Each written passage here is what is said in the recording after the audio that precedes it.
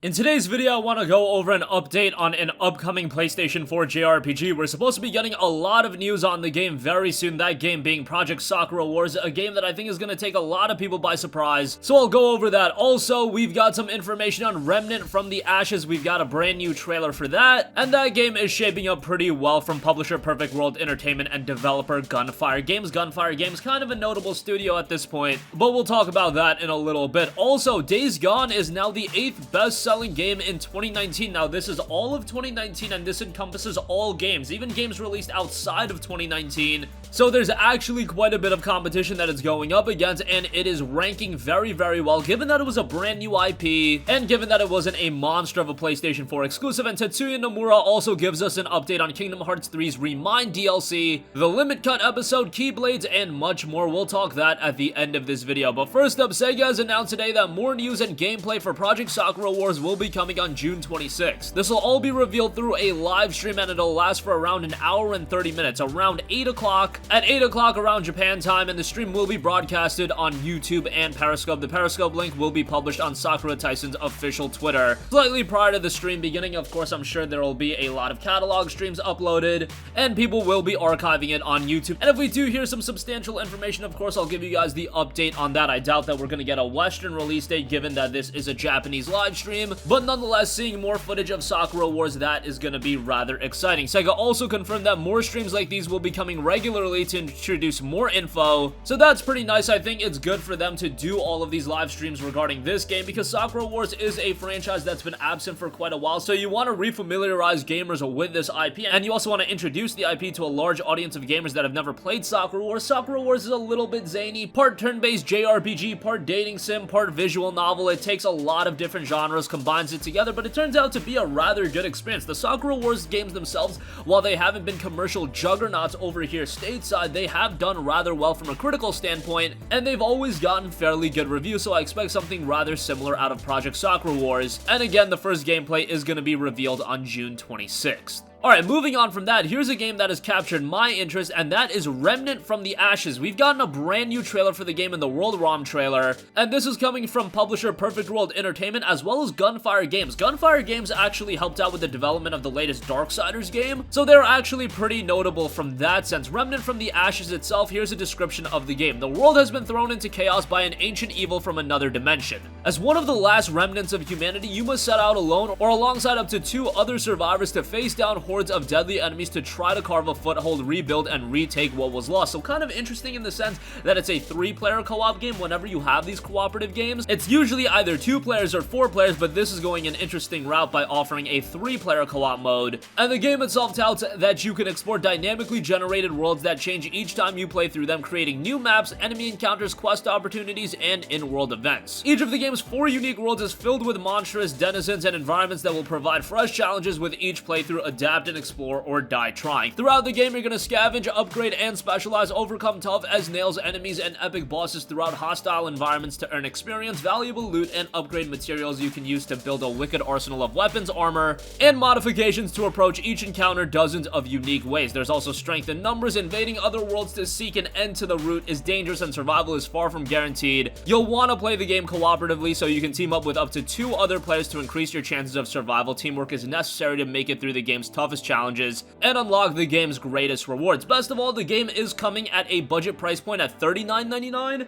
I think if this game was priced at $60, it would be a little bit of a hard pill to swallow. However, much like World War Z has proven, if you offer these games at a more enticing price point like Remnant from the Ashes is doing, like World War Z is doing, it might end up seeing a lot of commercial success. World War Z ended up selling very, very well, and I really do contribute a large part of that success to the price point. I don't think if that game was released at $60, it would be doing as good. But nonetheless, Remnant from the Ashes is a game that I want to keep you guys updated on, and the trailer itself notes, from the lonely desert dunes to the dark canyon crevices, ROM contains echoes of a once great civilization. Whatever hospitality there once was in these cities has been reduced to a steel graveyard of the twisted and hollowed buildings, full of dangerous beings not of our world but have gained an appreciation for the taste of our flesh. Check out the entire trailer for yourself. It's around 2 minutes long, and Remnant from the Ashes is due out on the PlayStation 4 on August 20th, so this is going to be one of those games that's going to round out the summer lineup as we do head into the fall. Okay, moving on from that, NPD analyst Matt Piscatella has confirmed that Days Gone was not only able to repeat its performance from April, it actually held on to the number 2 spot on the sales chart for the month of May, just behind Mortal Kombat 11, and this is despite the fact that Days Gone, unlike Mortal Kombat 11, is a PlayStation 4 exclusive. So of course, Mortal Kombat 11 being a title that was released on PlayStation 4, Xbox One, and Nintendo Switch, also on PC, but that's digital sales. The fact that Days Gone came in at number 2 is a very, very successful feat, and given the fact that it was a brand new IP, that yes, it was a PlayStation 4 exclusive, so that does count for something. However, it wasn't at the level of a God of War and a Marvel Spider-Man, and you'll see the sales numbers don't really parallel with those games. Days Gone isn't doing quite as well, but at the same time, Days Gone has done rather well from a sales standpoint. If you're talking about a brand new IP, it's not holding on to the God of War name value or the Spider-Man name value,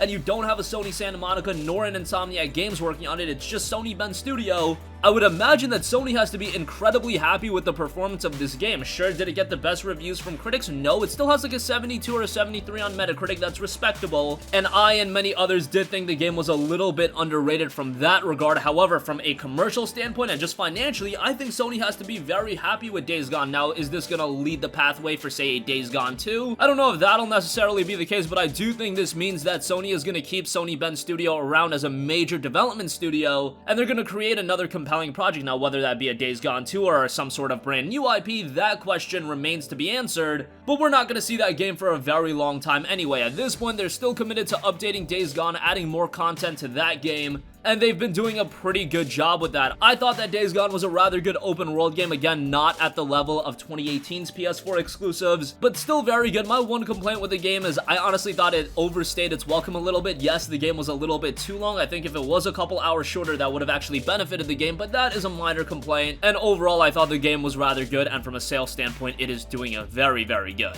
And lastly, I do want to give you guys a little bit of an update on Kingdom Hearts 3. The co-director and series creator talked in detail about the upcoming Remind DLC in an interview published in this week's issue of Famitsu.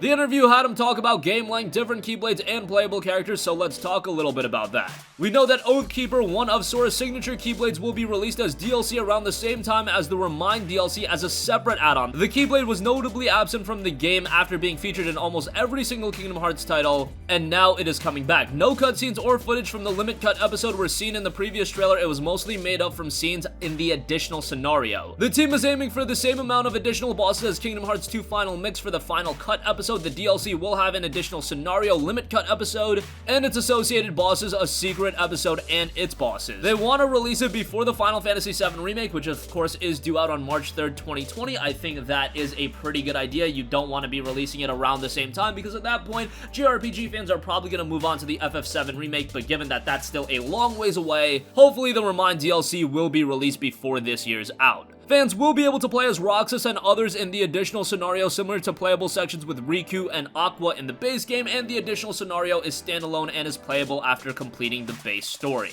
We don't have any word on how much this DLC is going to be. I imagine it'll be around $9.99. They could probably even get away with $14.99. Whatever the case may be, Kingdom Hearts 3 was a pretty good JRPG. I wasn't a big fan of some of the storytelling elements, but nonetheless, it was quite a good game, and I'm excited to play more of it with the Remind DLC. And that's going to conclude this video. Again, for you JRPG fans out there, you'll definitely want to check out Project Sakura Wars' first gameplay, and that's going to be revealed on June 26th. Remnant from the Ashes is shaping up pretty well. We got a brand new World ROM trailer, and that showcases a lot of the game. Again, it'll be dropping on August 20th at the budget price point of $39.99. I think that is a great choice for the game, and I do hope to see it do pretty well. It seems like there has been a little bit of underrated hype building up for this game. It's not like everybody is talking about it, but I think come August 20th, given that we are going to have a little bit of a drought in gaming, I think a lot of excitement is actually going to build up with this game. Days Gone is still doing very well, and Kingdom Hearts 3's Remind DLC looks to be a pretty sizable extension to the game. That's going to conclude this video. Sound off with all of your thoughts in the comment section down below. Thank you for watching, and goodbye.